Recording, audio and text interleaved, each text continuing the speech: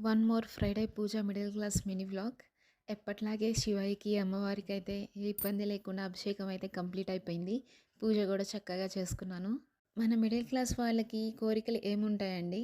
నాకు తెలిసినంత వరకైతే నేను చెప్తున్నాను. మీకు తెలిసింది ఏదన్నా ఉంటే కూడా నాతో షేర్ చేసుకోండి.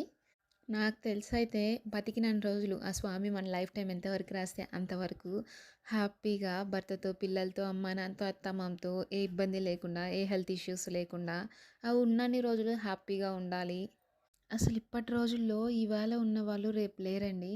మనం ఏదో దేవుడిని మేము ఇల్లు కట్టేసుకోవాలి, మేము అలా ఉండాలి, మేము రిచ్‌గా ఉండాలి ఇవన్నీ కోరుకుంటే రేపు రిచ్‌గా అయిన తర్వాత ఈ మనుషుల అభిమానాలు ఇవన్నీ లేకుండా మనం అలా అయిన తర్వాత మనం ఏమన్నా ఎళ్ళేటప్పుడు ఇవన్నీ ఎత్తుకెళ్తామా? లేదు గదా!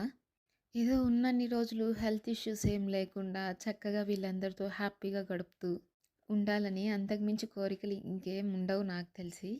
ఇంకా ఓన్ హౌసెస్ అవన్నీ కట్టుకోవాలంటే మనం ఇప్పటి నుంచి ఆతృత పడి ఆలోచించి హెల్త్ ప్రాబ్లమ్స్ చేసుకొని వీటికంటే ఆ స్వామి ఎప్పుడు ఇస్తారో అప్పుడే తీసుకునేది బెస్ట్. నాకు తెలిసైతే నేనైతే స్వామిని ఇంతకు మించి నేనేం కోరనండి. భర్తతో, పిల్లలతో వీళ్ళందరితో హ్యాపీగా ఉండాలి ఉన్నన్ని రోజులు. ఏ హెల్త్ ఇష్యూస్ లేకుండా అని. ఇంకా వాళ్ళకే తెలుసు మనకి ఏది ఇవ్వాలి, ఏది ఇవ్వకూడదని వాళ్ళే నిర్ణయించుకొనుంటారు. ఎప్పుడు గూడా ఒకరి చెడు కోరకుండా మంచిగా మనం మంచి పనులు చేసుకుంటా ఉంటే దేవుడు గూడా ఎప్పుడు మనకైతే అన్యాయం చెయ్యడు. కానీ మనం ఎంత వెయిట్ చేస్తే అంత మంచిది. ఫైనల్‌గా అయితే మంచి రోజులైతే ఖచ్చితంగా వస్తాయి.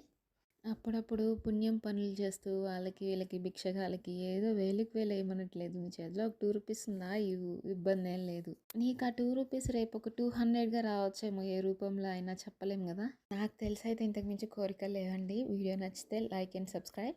మీ ఒపీనియన్ కూడా నాతో షేర్ చేసుకోండి.